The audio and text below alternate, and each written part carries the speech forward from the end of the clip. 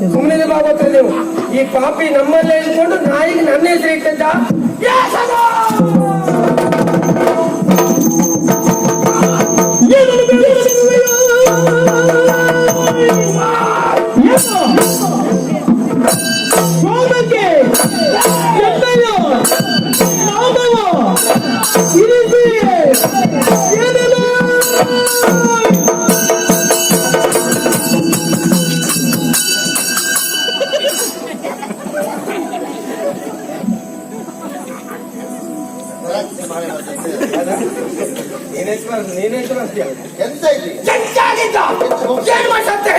ನಾಯಿ ತಂದ್ಯಾ?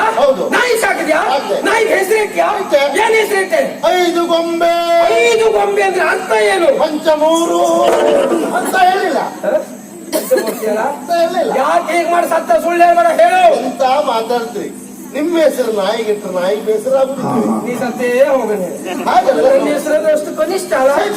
ಪಂಚಮೂರ್ತಿಗಳು ಅಂತ ಹೇಳಿದ್ರೆ ಏನು? 5 ಗೊಂಬೆ ಅಂದ್ರೆ ಏನು? 5 ಗೊಂಬೆ ಅಂದ್ರೆ ಏನು? ಪಂಚಮೂರ್ತಿ ಅಂದ್ರೆ ಏನು? ನಾಯಿ ಅಂದ್ರೇನು? ಕುನ್ನಿ ಅಂದ್ರೆ ಕುನ್ನಿ ಅಂದ್ರೆ ಏನು? ನಾಯಿ ಅಂದ್ರೆ ಹೇಳ. ನಾಯಿ ಅಂದ್ರೆ ಏನು? ಕೈ ಕತ್ತಿಸ್ತೇನೆ ಮಗನೇ. ಮಾಡಿದ್ದೆಲ್ಲ ಮಾಡ್ಕೊಂಡು ಈಗ ನಾನು ಕೊಟ್ಟೆ ಕೊಡಿ.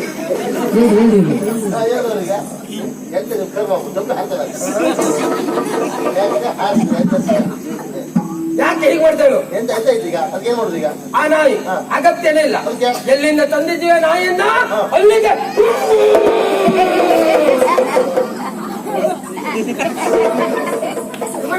ಬೇಡಿ ಬೇಡ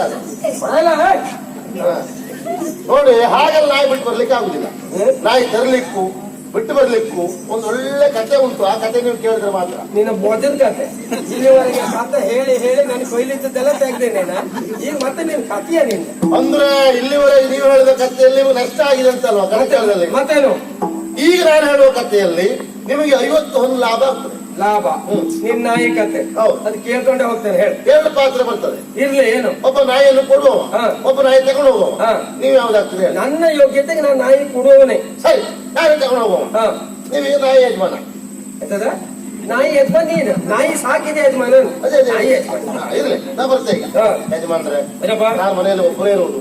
ಧೈರ್ಯಕ್ಕೆ ಬೇಕು ಅಂತ ನಾನು ನಾಯಿ ಸಾಕ್ಬೇಕು ಅಂತ ಮಾಡಿದ್ದೆ. ಸರಿ. ನಿಮ್ಮಲ್ಲಿ ಬಹಳ ನಾಯಿ ಉಂಟಂತಲ್ಲ? ಹೌದೌದು. ಆ ನಾಯಿ ಮರಿ ಪೂರ್ತಿ ನಿಮ್ಗೆ ಅಂತಲ್ಲ? ನಾಯಿ ಮರಿ ಅಂತಲ್ಲ, ಸಾಕಿದೆ ಯಜಮಾನ ಹೇಳ್ತಲ್ಲ. ಅದೇ ಅದೇ ನೀವು ಸಂಬಂಧಪಟ್ಟದ್ದು ಅಂತ. ಒಂದು ನಾಯಿಯನ್ನು ಕೊಡುವಿರಾ? ನಾಯಿ ನಾಯಿ ಬೇಕಾ? ನಮ್ಮಲ್ಲಿ ನಾನಾ ರೀತಿ ನಾಯಿ ಉಂಟು. ಅದಕ್ಕೆ ಇಂತಿಷ್ಟು ಅಂತ ಉಂಟು. ಹೇಗೆ? 60 90 180 ಯಾವ ಬೇಕು ನಿನ್ಗೆ? ನೀವೇ ಇಟ್ಕೊಳ್ಳಿ. 50 ನಾಯಿ ಇದ್ರು ಕೊಡಿ. 50 ನಾಯಿ ಉಂಟಂತ ನಿಮ್ಮ ಹಣ ಮೊದ್ಲು ಹಣ ಕೊಡ್ತೋನೆ. ಹಣ ಇಲ್ಲದೆ ವ್ಯವಹಾರವೇ ಇಲ್ಲ ನನ್ನ. ಹೌದು, ಎಲ್ಲಿತ್ತು ನೀನ್ ಹಣ? ಈ ಕಥೆಯಲ್ಲಿ ನಾನು ನಿಮಗೆ ಕೊಡುವ ಸನ್ನಿವೇಶ ಇಲ್ಲ.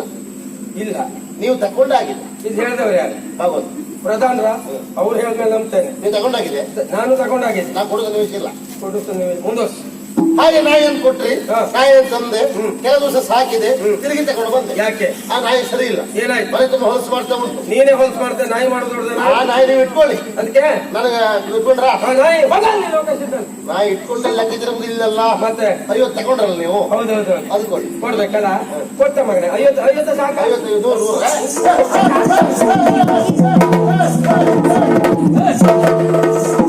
ಇವ್ಯಪ್ಪ ಎಲ್ಲ ಗಲಾಟೆ ಮಾಡುದು. ಅದೇ ಯಾರು ನೀವೆಲ್ಲ? ಬಣ್ಣಗಳಲ್ಲಿ ಮಾರಾಟ.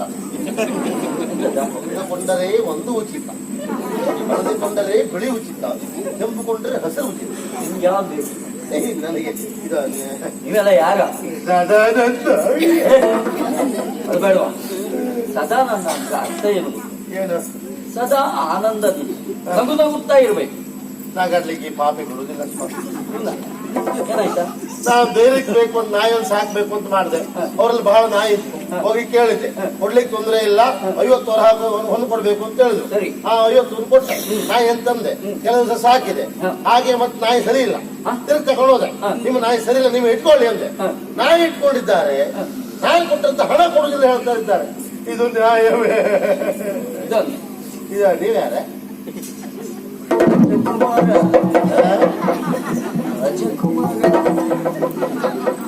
ಹಂಗಾದ್ರೆ ತಿಳ್ಕೊಂಬತ್ಬಿಟ್ಟೆ ಎರಡು ಕೈ ಪಟ್ಟಾಯ್ತಲ್ಲ ಶಾಪ ರಾಜಕುಮಾರ್ ಒಂದು ರಾಜ್ಕುಮಾರ್ರಾಗ ನ್ಯಾಯ ಕೊಡಿ ಮಾರ್ರ ಖಂಡಿತ ನಿನ್ನ ಮುಖದಲ್ಲಿ ಈಗ ನಾನು ಉತ್ತರಿಸ್ತೀನಿ. ಹೌದಾ ನೋಡಬಿಡು ಹಾಗಿದ್ರೆ ಅಯ್ಯೋ ಒಂದು ವರ್ಷ ಹೇಳು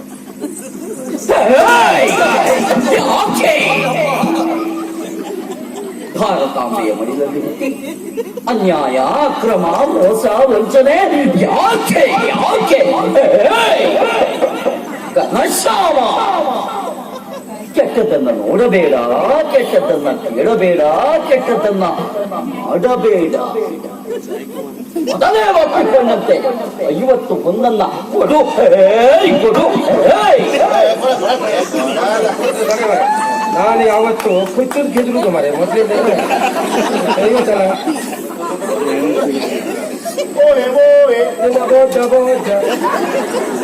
ಎಂತ ನ್ಯಾಯ ಮಾರ 50 ಬಂತ ಖರ್ಚು ಒಂದು 25 ತಾಪತ್ರದಲ್ಲಿ ಇದ್ದೆ ಮಾರ್ರ ಈಗ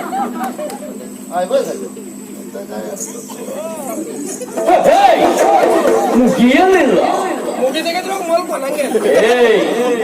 ಸರಿ ಇಲ್ಲದೆ ಇರುವ ನಾಯಿಯನ್ನು ಕೊಟ್ಟ ಕಾರಣಕ್ಕಾಗಿ ಇನ್ನೂ 25 ಸೇರಿಸಿ ಕೊಡ.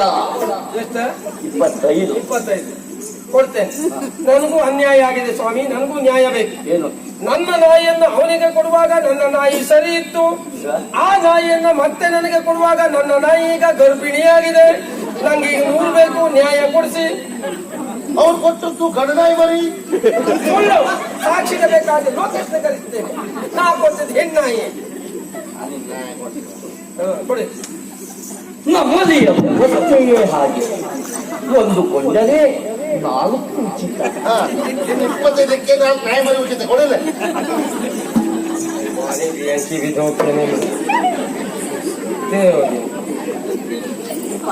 ನೀರಿಲ್ಲದೆ ಪಾಪ ಅಂದ್ರೆ ನೀರಿಲ್ಲದೆ ಜಾಗ್ರತೆ ನೋಡಿ. ಪಾಪಿ ಓಯ್ ಓಯ್ ಬೇಗ ನಿನಗೆ ನ್ಯಾಯ ಕೊಡ್ತೀನಿ. ಆಗ ಸಿಕ್ಕಿರ್ಬೇಕಿಂತ ಕಥೆಗಳು ಬಹಳಷ್ಟು ಉಂಟು.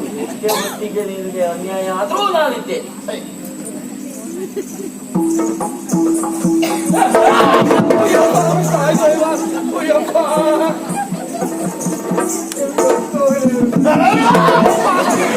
ಸದಾನಂದ 50 ಮೂಯಿ 25 ನಾಯಿ ಮರಿ ಪುಯ್ಯೆ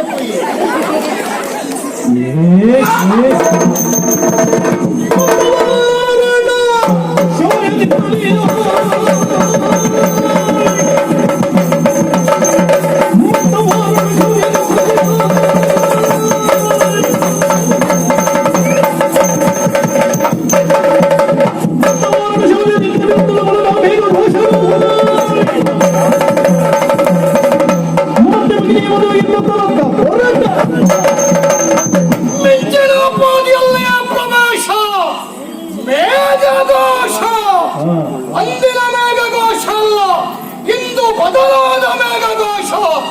ಏನು ಮಾಡೋಣ ಹೇಳಿ? ಸೋಲು ಸೋಲು.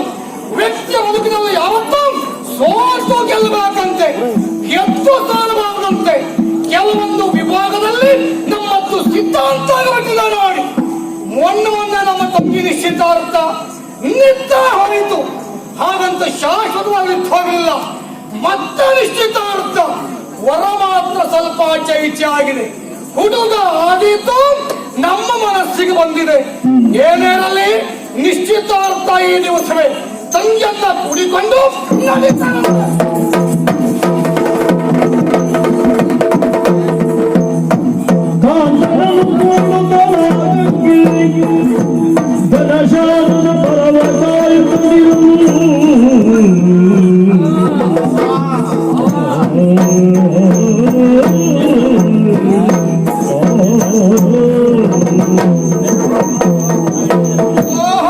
ಎಲ್ಲವರಿಗೂ ನಮಸ್ಕಾರ.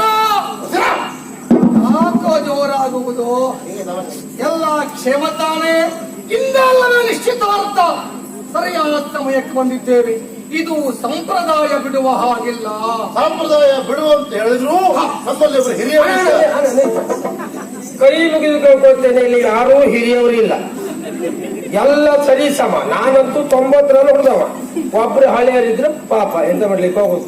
ನಮಸ್ಕಾರ. ನಮಸ್ಕಾರ.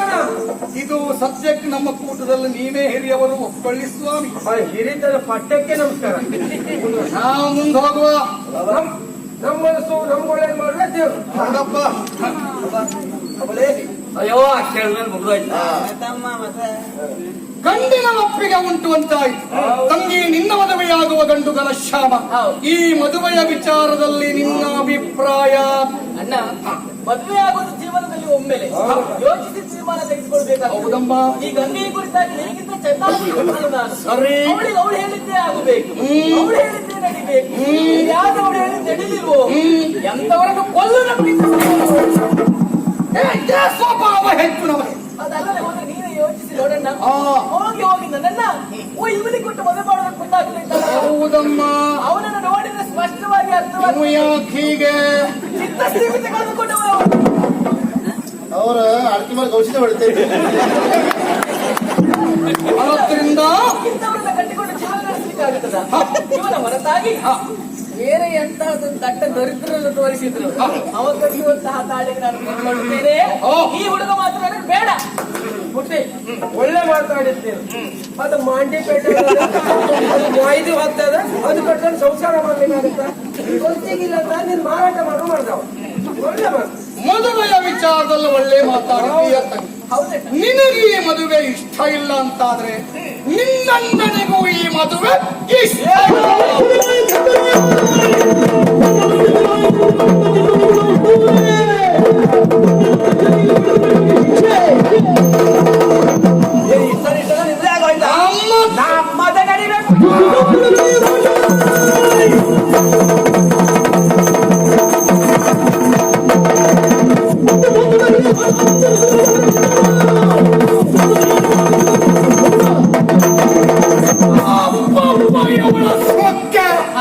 ಎಷ್ಟು ಮಾತಾಡುವುದು ಅಂತ ಇವಳು ಎಲ್ಲಟ್ಟಿದ್ದೀಯ ನನ್ನ ಬುದ್ಧಿಯನ್ನ. ನೀವು ಜೋರಾದ ಬುದ್ಧಿ ಪ್ರಾಂತಾಳೆ.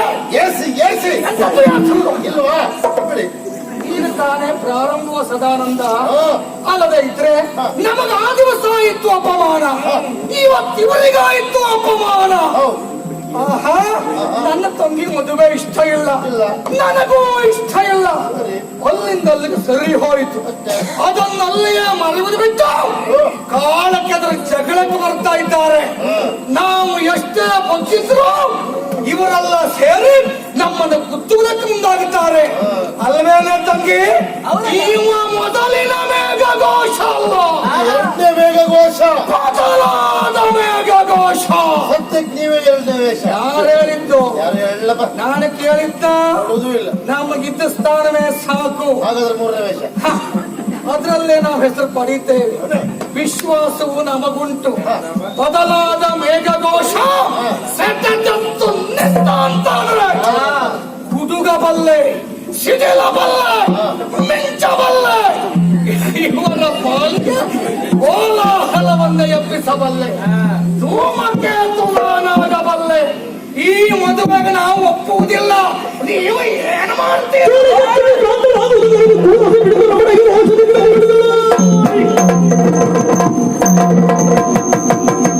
ಮನೆವರೆಗೆ ನೀವು ಹೇಳಿದಕ್ಕಲ್ಲ. ಹೌದಾ ಬಸ್ವ? ಹೌದು. ಅಲ್ವಾ ಬಸ್ವ? ಅಲ್ಲ. ಗೋಲೆ ಬಸ್ವ ಹಾಗೆ ತಲೆ ಆಡ್ತಿದ್ದ. ಆದ್ರೆ ಹಾಗೆ ಉಸುಗುಳುದಕ್ಕೆ ಮುಂದಾಗಿದ್ದಾನೆ ಅಂತ ಇವನಿಗೆ ಸರಿಯಾದ ಶಿಕ್ಷೆ ಕೊಡಲೇಬೇಕು. ನೀವು ಶಿಕ್ಷೆ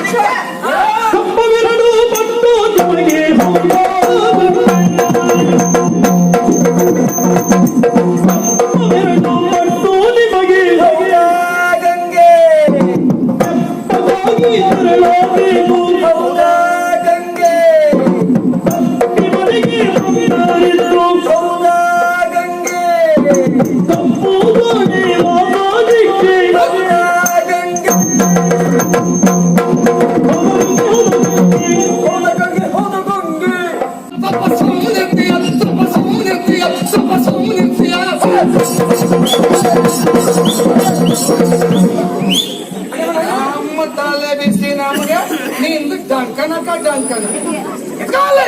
ಎಂತದ್ದ ನಿಂದು? ಹೌದ ಗಂಗೆ, ಹೌದ ಗಂಗೆ. ಸೇರಿದವರಿಗೆಲ್ಲರಿಗೂ ಗೊತ್ತು ಇವಳೇ ಗಂಗೆ ಎನ್ನುವುದಾಗಿ. ಏನು ಅಂತ ಬಿಡಿಸಿ ಹೇಳು. ಕೇಳು ಹೇಳು. ಇವತ್ತಿನಿಂದ ಮೊದಲು ಬಂದು ಕಪ್ಪವೆರಡು ಪಟ್ಟು ನಿನಗೆ. ಹೌದ ಗಂಗೆ? ತೆಪ್ಪಗಾಗಿ ತೆರಳಬೇಕು. ಹೌದ ಗಂಗೆ? ತಪ್ಪಿ ಇಲ್ಲಿ ಬಂದ ಇದರಿನ್ನು ಮೊದಲಿಗೆ ಕಪ್ಪು ಕೋಣೆ ವಾಸ ಶಿಕ್ಷೆ ತಡೆಯುತ್ತೆ.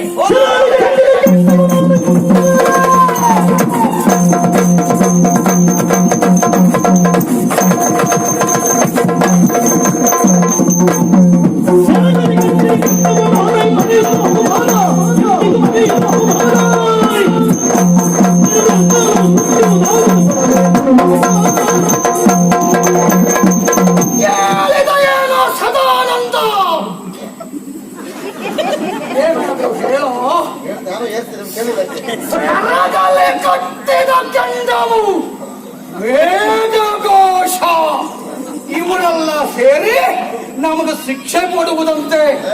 ಏನು ಕತ್ತಲೆಯ ಕೋಣೆಯಂತೆ, 2 ಪಟ್ಟು ಕಪ್ಪವಂತೆ, ಮುಖ ತೋರಿಸಬಾರದಂತೆ. ಸರಿ, ನಿನಗೆ ಸರಿ, ನಮಗೆ ಸರಿ ಅಲ್ಲ ಅದು. ಇವರೆಲ್ಲ ನಮಗೆ ಶಿಕ್ಷೆ ಕೊಡುವುದೇನೋ. ಇವತ್ತು ನಾವು ಯಾವ ಸಿದ್ಧತೆ ಮಾಡಿಕೊಂಡು ಬರಲಿಲ್ಲ. ಯಾಕೆಂದು ಕೇಳು, ನಿಶ್ಚಿತಾರ್ಥ ಅನ್ನುವ ಕಾರಣಕ್ಕಾಗಿ ಎಲ್ಲಾದ್ರೂ ನಾವು ಸಿದ್ಧತೆ ಮಾಡಿಕೊಂಡು ಬಂದದ್ದೇ ಹೌದು ಅಂತಾದ್ರೆ ಇಷ್ಟೊತ್ತಿಗೆ ಇವರೆಲ್ಲ ನಿಮಿಷಾರ್ಥದಲ್ಲಿ 1.5 ಮುಗಿಸ್ತಿದ್ರಿ. 1.5 ನಿಮಿಷಾರ್ಥದಲ್ಲಿ 1.5, 2, 2.5, 1 ಕಾಲು ಅದೆಲ್ಲ ನಿನ್ನೊಟ್ಟಿಗೆ. ಇದು ನಿಮಿಷಾರ್ಥದಲ್ಲಿ ಇದು ಬೇರೆ. ನೋಡಿದಾಗ ತಿಕ್ಕಿ ಬಿಸಾಡ್ತಿದ್ದೆ. ಈ ಪಾಪಿ ಮಗನಿಗೆ ಹೆಂಡತಿಯ ಮಾತೇ ಬಹಳ ದೊಡ್ಡದಾಗೋಯ್ತು. ಸ್ನೇಹ ಅಂತ ಹೇಳುವುದು ದೊಡ್ಡದಲ್ಲವೇ ಅಲ್ಲ. ನೀವೆಲ್ಲೋ ಹೆಂಡತಿಯ ಗಂಡ, ದೊಡ್ಡ ಅಮ್ಮನವ್ರ ಗಂಡ. ಇವ ಮಾತಾಡ್ತಾಳೆ ಈ ಗಂಗಾ. ಮೊದಲೆಲ್ಲ ನಮ್ಮ ಗಂಗಕ್ಕ ಈ ದಿವಸ ಕೇಳು, ನಮ್ಮ ಪಾಳಿಗೆ ಇವಳು ದೊಡ್ಡ ಮಂಗಕ್ಕ. ಇವಳ ಗಂಡ ದೊಡ್ಡ ಕರಿ ಕೋಡ. ಇವಳ ಗಂಡನು ಹೆಗ್ಗೋಡ್ನೆ ಇದೆಂತದ್ದು ಇದು? ನಮಗದು ಅಪ್ರಸ್ತುತ. ಪ್ರಸ್ತುತ ಹೇಳುವಂತ ಕೇಳು. ಪ್ರತಾಪ ಕರು ಯಾವತ್ತು ಕರುವಾಗಿರುವುದಕ್ಕೆ ಸಾಧ್ಯವಿಲ್ಲ. ಬೆಳೆದು ಎತ್ತಾಗಿ ಅದು ಗುತ್ತುತ್ತದೆ. ಗಿಡ ಯಾವತ್ತು ಗಿಡವಾಗಿರುವುದಕ್ಕೆ ಸಾಧ್ಯವಿಲ್ಲ. ಅದು ಮರವಾಗುತ್ತದೆ, ಹೆಮ್ಮರವಾಗುತ್ತದೆ. ಬೆಳೆದು ನಿಮ್ಮ ಮನೆಯನ್ನೇ ಸುಡುತ್ತದೆ ಮುಳ್ಳಾಗಿ. ಈ ದಿವಸ ಆದಂತ ಅಪಮಾನವನ್ನ ಎಂದಿಗೂ ಮರೆಯಲಾರ ಈ ಮೇಘ. ಇದಕ್ಕೆ ತಕ್ಕ ಪ್ರತಿಕಾರವನ್ನ ತೀರಿಸಿಕೊಳ್ಳದೆ ಹೋದರೆ ನಾನು ಮೇಘಘೋಷಣೆ ಅಲ್ಲ, ಮತ್ತೆ ಬರ್ತೇನೆ, ನಿಮ್ಮ ಪಾಲಿಗೆ ಮತ್ತರಿತೇನೆ. ಕೇಳು, ಈ ಕ್ಷಣದಿಂದ ನಿನ್ನ ಸ್ನೇಹ ಅಂತ ಹೇಳುವುದು ಅದು ಮುರಿದೆ. ಜೀವನ ಆ ದೇವರ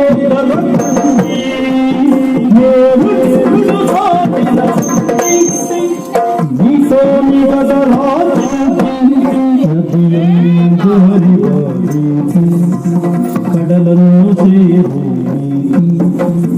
ಬಾಳು ಬಯಲೊಳಗೆ ದಂಗೆ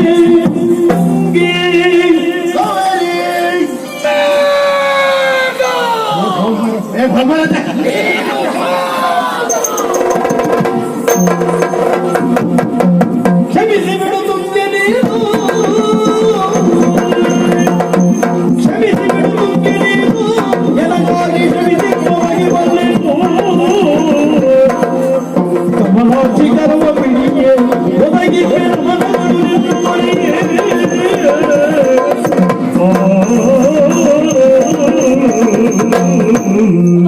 ನನ್ನನ್ನ ಕ್ಷಮಿಸಿ ಬಿಡುತ್ತುಂಗ. ನೀವು ನನ್ನಲ್ಲಿ ಕ್ಷಮೆ ಕೇಳಬೇಡಿ. ತುಂಬಿದ ಸಭೆಯಲ್ಲಿ ನನ್ನನ್ನು ನಿರಾಕರಿಸುವುದಕ್ಕೆ ಮುಂದಾದವಳು ಯಾಕೆ ಎನ್ನುವುದು ಅವರಿಗೆ ಯಾರಿಗೂ ಅರ್ಥ ಆಗಲಿಲ್ಲ.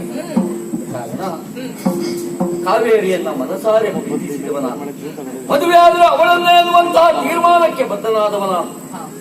ಈ ವಿಷಯವನ್ನ ನಿನಗೆ ಸೂಚನೆಯ ರೂಪದಲ್ಲಿ ಕೊಟ್ಟ ಕಾರಣಕ್ಕಾಗಿ ಅಪಾಯಕಾರಿಯಾದ ಭವಿತವ್ಯವನ್ನು ಲೆಕ್ಕಿಸದೆ ಈ ತೀರ್ಮಾನವನ್ನ ಕೈಗೊಂಡಿಲ್ಲ. ನಿನ್ನ ಈ ಉಪಕಾರವನ್ನು ನನ್ನ ಜೀವಮಾನವಿಡೀ ಮರಲಿಕ್ಕಿಲ್ಲ. ನನ್ನನ್ನು ಕ್ಷಮಿಸಿಲ್ಲ. ಸ್ವಾಮಿ, ನಿಮ್ಮ ಅಭಿಪ್ರಾಯವನ್ನು ಹೇಳಿದ್ರಿ, ಆದ್ರೆ ನನ್ನ ಮನಸ್ಸಿನ ಆಸೆ ಒಂದುಂಟು, ಅದನ್ನು ಕೇಳ್ತೀರಿ ನೀವು? ಮನದ ಗೂಡಿಯುಳ್ಳು ನಿನ್ನ ಮೂರ್ತಿ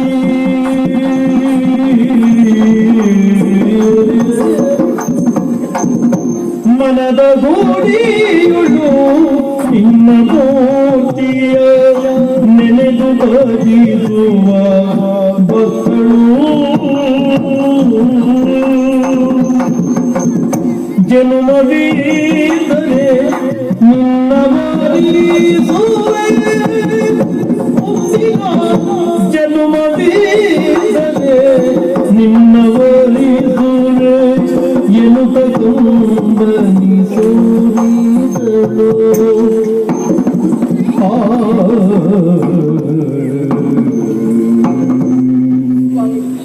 ನನಗಿಷ್ಟವಿಲ್ಲದೆ ಇದ್ದರೂ ಕೂಡ ನಿಮ್ಮ ಒತ್ತಾಯಕ್ಕೆ ಮಣಿದು ನಿಮ್ಮನ್ನು ತಿರಸ್ಕರಿಸುವುದು ನನಗೆ ಅನಿವಾರ್ಯವಾಗಿ ಬಂತು. ಆದರೆ ನನ್ನ ಮನಸ್ಸಿನ ಆಸೆ ಬೇರೆಯಾಗಿತ್ತು ಸ್ವಾಮಿ. ನನ್ನ ಹೃದಯ ಮಂದಿರದಲ್ಲಿ ನಿಮ್ಮ ಮೂರ್ತಿಯನ್ನು ಪ್ರತಿಷ್ಠಾಪಿಸಿ ಅನುದಿನವೂ ನಾನು ಆರಾಧಿಸ್ತಾ ಇದ್ದವಳು. ನೀವೇ ನನ್ನ ಪತಿಯನ್ನಾಗಿ ನಾನು ತಿಳಿದುಕೊಂಡಿದ್ದವಳು. ಆದ್ರೆ ಏನ್ ಮಾಡುವುದು? ನಾವು ಬಯಸಿದಂತಹ ವ್ಯಕ್ತಿಯಾಗಲಿ ವಸ್ತುವೇ ಆಗಲಿ ಅದು ನಮಗೇ ಬೇಕು ಅಂತ ಹೇಳುವುದು ಸ್ವಾರ್ಥವಂತೆ. ಅದು ಎಲ್ಲಿದ್ದರೂ ಅದರ ಸಂತೋಷವನ್ನು ನೋಡಿ ನಾವು ಆನಂದ ಪಡುವುದು ಅದು ನಿಜವಾದಂತಹ ಪ್ರೇಮವಂತೆ. ಅದಕ್ಕಾಗಿ ಹೇಳಿದ್ದಲ್ಲವೇ ಪ್ರೀತಿ ಮಧುರ ಯಾಗ ಅಮರ ಎಂಬುದಾಗಿ ಶ್ಯಾಮನನ್ನ ಭಾಮೆ ಪ್ರೀತಿಸಿದಳಂತೆ. ಆದರೆ ರಾಧಾಕೃಷ್ಣರು ಕೊನೆವರೆಗೂ ಪ್ರೇಮಿಗಳಾಗಿ ಉಳಿದರು. ಆದರೆ ನಾನು ರಾಧೆ ಆಗಬೇಕೆಂಬುದಾಗಿ ಭಾವಿಸಿಕೊಂಡವಳಲ್ಲ ಸ್ವಾಮಿ. ನಾನು ರುಕ್ಮಿಣಿಯಾಗಿ ನಿಮ್ಮ ಸತಿಯಾಗಿ ನಿಮ್ಮ ಸೇವೆ ಮಾಡಬೇಕೆಂಬುದಾಗಿ ಅಂದುಕೊಂಡಿದ್ದವಳು. ಅದು ಈ ಜನ್ಮದಲ್ಲಿ ಸಾಧ್ಯವಿಲ್ಲ ಎನ್ನುವುದು ನನಗೆ ಗೊತ್ತಾಗಿ ಹೋಯಿತು. ಹಾಗಂತ ನಾನು ನಿಮ್ಮನ್ನು ದೂರುವುದಿಲ್ಲ. ನಾನು ದೂರುವುದಾದ್ರೆ ಆ ವಿಧಿಯನ್ನು ದೂರುತ್ತೇನೆ. ಯಾಕೆ? ನನ್ನ ಹಣೆಯ ಮೇಲೆ ವಿಧಿ ನಿಮ್ಮ ಹೆಸರನ್ನು ಬರಲಿಲ್ಲ.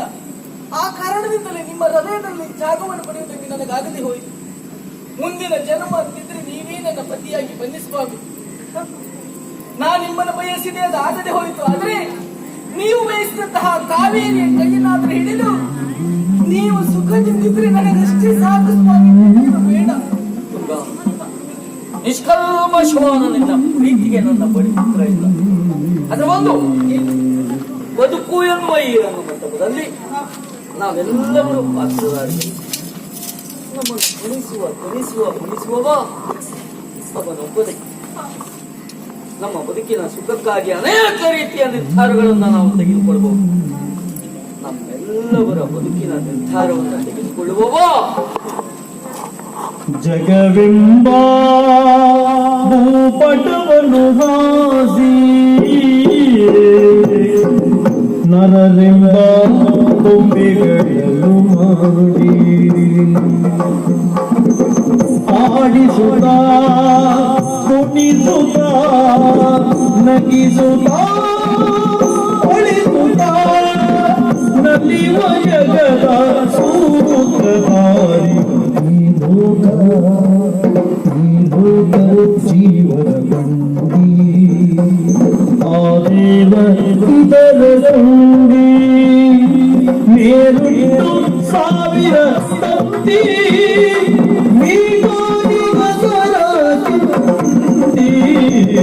ನದಿಯನ್ನು ಪರಿವರಿ ಕಡಲನ್ನು ಸೇರು ನೀತಿ ಬಾಳು ಬಯಲೊಳಗೆ